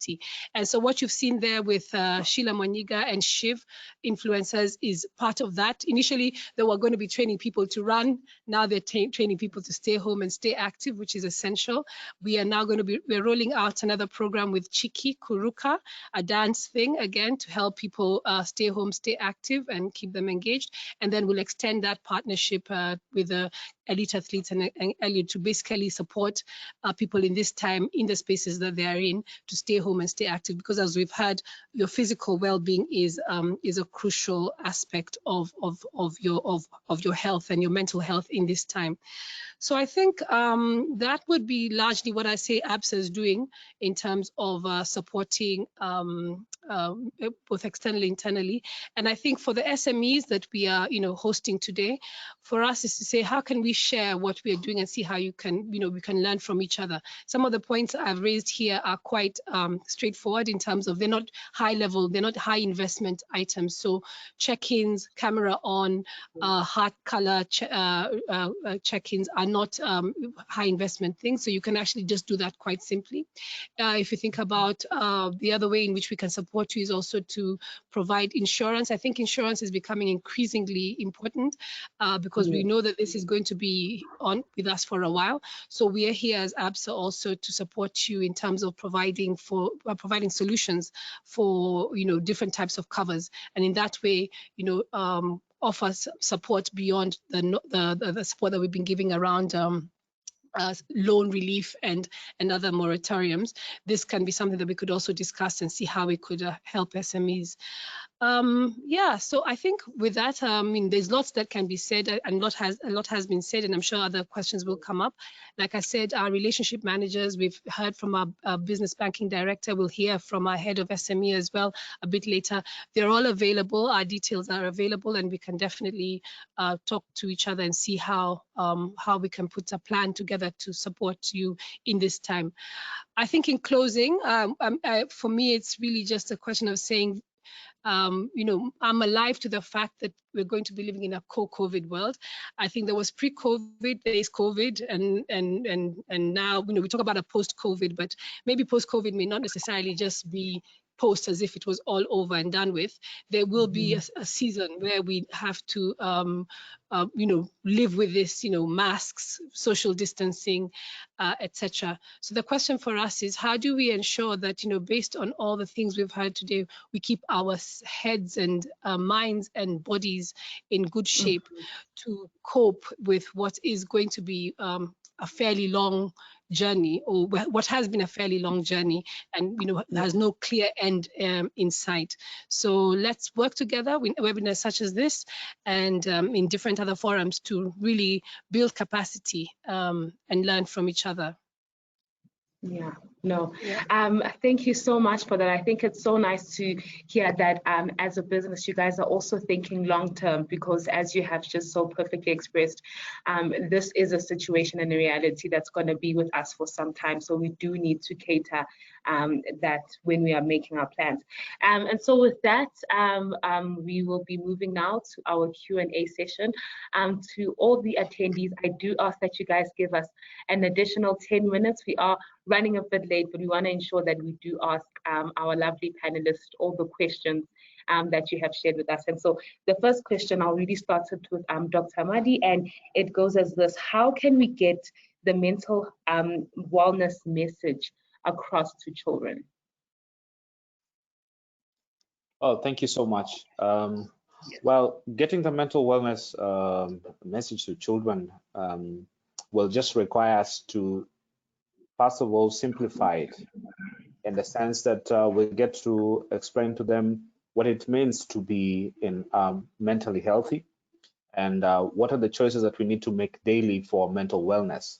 Like I said earlier, that your mental wellness are the choices that you make on a daily basis and will have an impact on your mental health. We have it now, realize that our children are also at home. They're not in school. So spending much time, classes through online, playing a lot of games online, and basically just being on screen for a very long period. Remember, these are choices that they have to be probably well trained in spending a bit more, less time in front of screens, because understand, spending too much time on the screen as well has a mental impact, because this now what I'm saying, that the choices that we make on a daily basis on our mental wellness that will impact on our mental health. Again, being heavily involved in their lives, in the sense that in the things that they watch.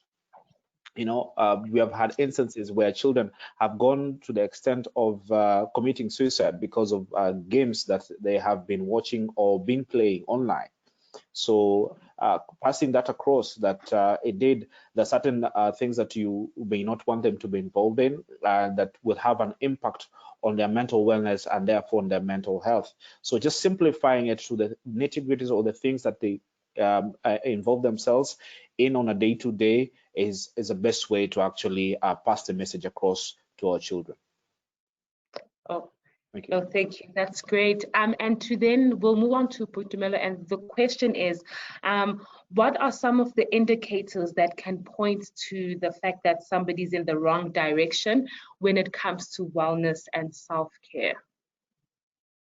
Look, I think I'm going to link that quite nicely to mental health as well, because normally our body tells us when we're not okay. It just depends whether we're in tune or not in tune with ourselves at the end of the day. So things like sleeping patterns is normally one of the first things to kind of start disappearing. So insomnia or hyperinsomnia, so either sleeping way too much or just struggling to sleep. Things such as loss of appetite or an increase in appetite. And I know the fridge has been almost everyone's best friend during this lockdown. So some people end up stress eating or eating from anxiety. And again, not really being aware of that. Only once, things stop fitting very comfortably, then they start noticing that, you know what, I haven't been eating healthy, or I've been eating quite a lot, or I haven't been eating at all. So yeah, sleep, eating patterns, mood swings as well. And look, it's normal and okay to have those tough days. You're not going to be, walking on sunshine every single day. You'll have those days where you're feeling a little bit low and a little bit sad, and that's normal. I want to normalize that. I think the key thing to just be cognizant of is the persistence. Once it's behavior that is just persistent for about 2 weeks or more consistently, then I definitely say that you need to seek some professional help in that regard. Irritability, anxiety, and fear, again, to a certain extent, because we are in the middle of a pandemic, that's very much normal for us to be slightly, anxious. I mean, it's a new norm, it's a new world that we're pretty much functioning in. But once it gets to a point where it's debilitating and you're not able to function in a very healthy way, that's when then you need to seek professional help. And like I said, we do have those tough days, and we need to allow for that, because maybe you need to plug out. Maybe you need to be self-caring a little bit more, but once it's consistent and you see that for about 2 weeks or more, you've noticed that your child is behaving that way, or you are, or someone gives you feedback that this has been a bit consistent, then you do definitely need to seek some professional help. Mm-hmm. No, that's so insightful, especially on the issue of consistency if the issue is persisting. And then, Amy, we'll move on to you. There's a question here. How do we balance our energy levels during the meditative state? Could you give an overview about chakras? Nice. Ooh, those are big questions. So I think balance, so the energy, when you go into a state of meditation, whether that's a simple breathing, which obviously is not simple, but it's relatively feasible to do, or a deeper meditation, your energy will shift in your body, like you may have felt earlier today. And so that's it's not something that you control. And I think that's a really important thing about meditation, and probably also just getting through this time that we're in, is allowing ourselves to be in the moment, to feel what it feels like to breathe, to be in our bodies, and not be focusing on controlling what's outside of us. I don't remember, someone else said this during the panel, but it's really about the things that are yours and the things that are someone else's. It was Buitumelo. And so breathing is something that's yours. And just by focusing on that and bringing your attention to what that feels like, your energies will naturally shift. In terms of the chakras, that's like a really, really long, that would take a while. So, I mean, we can just simply, let's say that there are 7 energy centers in your body, and each of those energy centers are connected with different emotions and different organ systems. And so you want to be able to bring your attention to them. I think the easiest way would you, if you just Google the chakras online, you'll get many, many images. They start, and they're also associated with colors. So you start at your root chakra, red, orange, yellow, green, blue, indigo, violet. So maybe a way to wrap up this question would be, one thing that you can do is you can imagine either each of those chakras in order or just one of them spinning in that color. And that's also a nice way to bring your attention and to bring healing to that chakra. Wow, that's really great. Thank you so much, Amy. And then we'll move to Caroline. Someone here is asking, how do you manage finances during this pandemic, especially if you have to cut pays and the business that you are doing on the side is not making anything meaningful? Wow, okay. I think that's a financial expert's question. And I suppose if I work in a bank, I should be one. But I think well, there's a whole host of things that one needs to do. I mean, I think budgeting must be the first thing that, a relook at your budgets. I think one must now critically look at what's in scope, what's out of scope, what can we do with that? What can we, postpone? What can we reorganize in terms of redirecting funding from one area to another? Obviously, things like capital expenditure, investment should be very carefully considered, because you're not in the position right now to be putting away money that is idle. You want to actually be able to maintain some cash flow and working capital or that sort of thing. So if there was any capital investment that one was looking at, that needs to be possibly put on hold or reconsidered.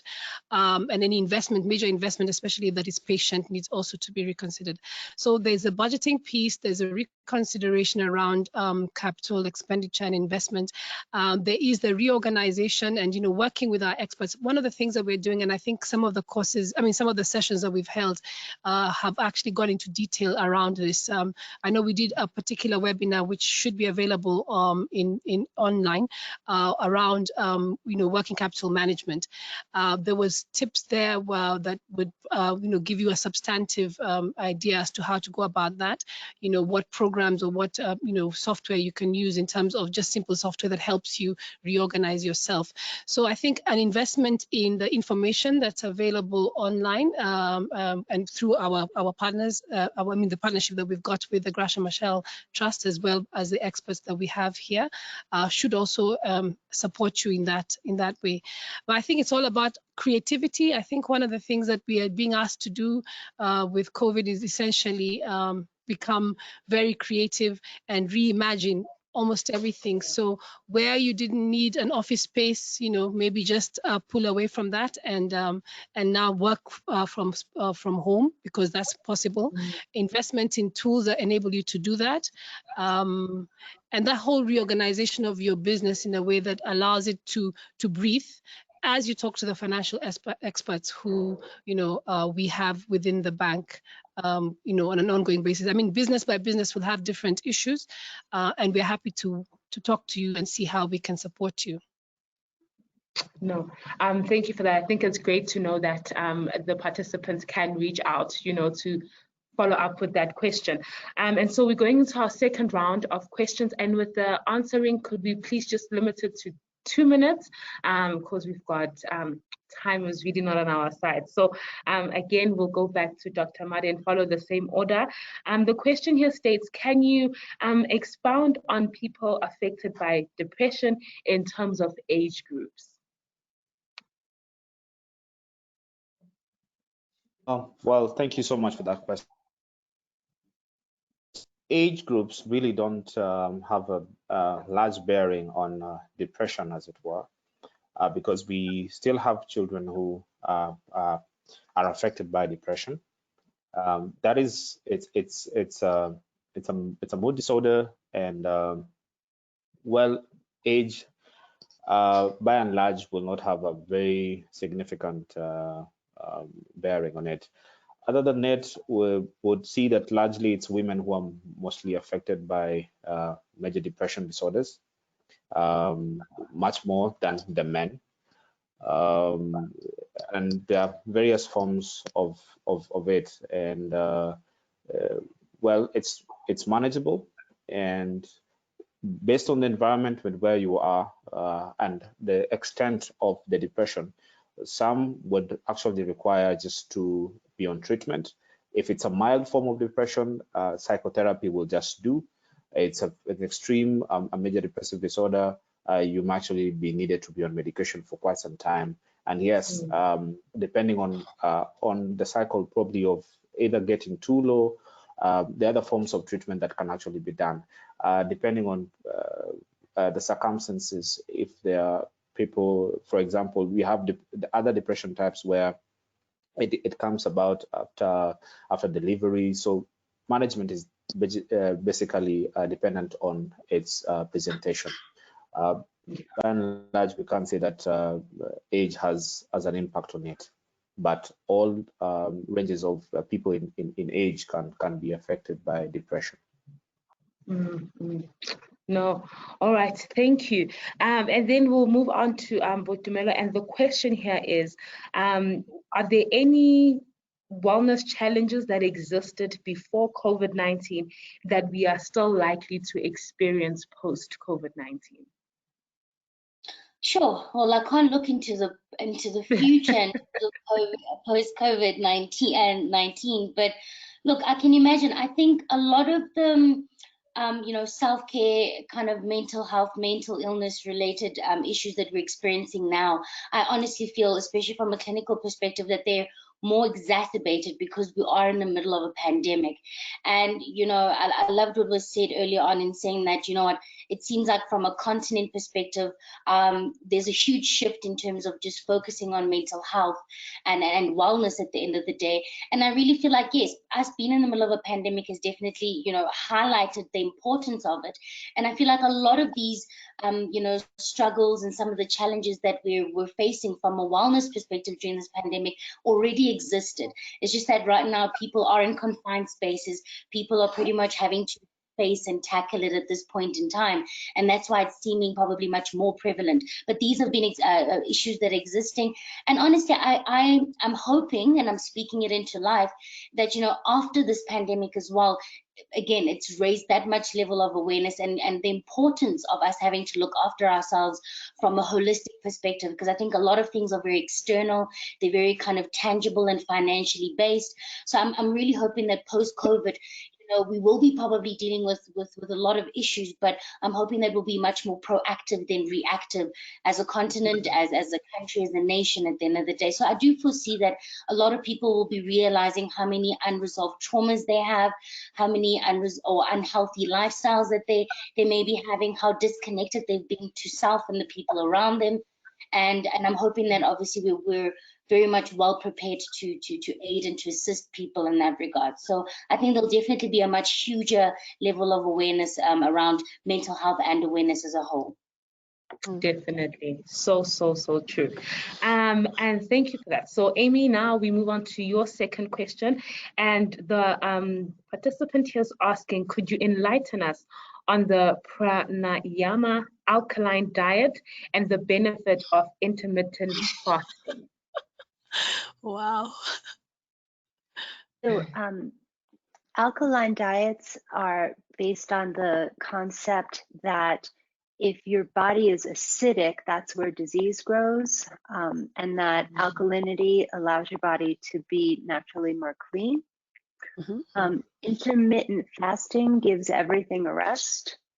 So and there's a lot of specific details around intermittent fasting based on your body weight and your exercise and stuff like that. But basically, it just enables everything to rest and for your digestive system to really start to like clean out and slow down, and then you build it up again. I think one of the things about intermittent fasting that's really important to keep in mind is, what do you eat first? So after, let's say you do a 16-hour fast, if you start with eggs and sausages and toast and coffee, that's going to shock your system. So if you're going to do an intermittent fast, you want to start with something that's called stomach layering. So you might want to start with some lemon water and then maybe some cucumbers, which will help build up your enzymes and strengthen your digestive tract, and then go to fruits, and then maybe go to like a nice salad. So you really want to think about not just, oh, I made it all these hours, but what are you going to do afterwards? And I think that's something that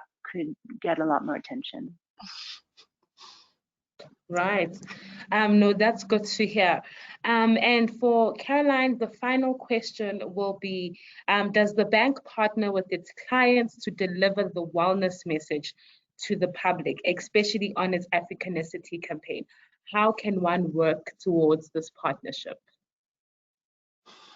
If I understood the question was, how can one reach out to us and essentially become a partner in providing these services? Is that the question? Yeah, so in helping spread awareness on the message of, in helping to spread the message on wellness to the public. So how can one partner with the bank to be able to do this, if it is something that's possible? Okay, definitely. So, I mean, one can just reach out to me, to my department, to myself directly. I think all my information will be available after this, and basically share what proposal they have.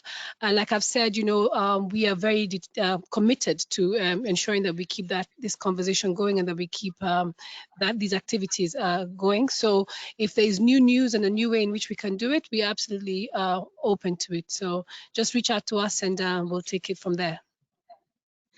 Oh no, that's really exciting news to hear. And with that, our question and answer session has come to an end. Thank you so much to the audience that did submit some questions, and to our panelists who really just were so amazing in answering them all. So we are about to close, and just from my side, just want to express a great deal of gratitude for being able to host this amazing session that we had here today. And with that, we will move on to Susan Sitima. She is the head of the SME banking at ABSA, and she will be doing our closing for us. Thank you. Thank you very much. I'm trying to get your name, Mpilo. Sorry. For a great moderation of the session. It's been really insightful, I think packed with notes if you were writing, but the good thing is we're going to send the video to you, so you'll be able to play it over and over again. I really liked the meditation exercises for breathing, the anxiety exercise, some new things to learn out there today that has been very, very useful. We thank our speakers, starting with Boitumelo, Dr. Amandi, Amy, and our very own Caroline Dungu, who's shared some really great insights from herself and her experience.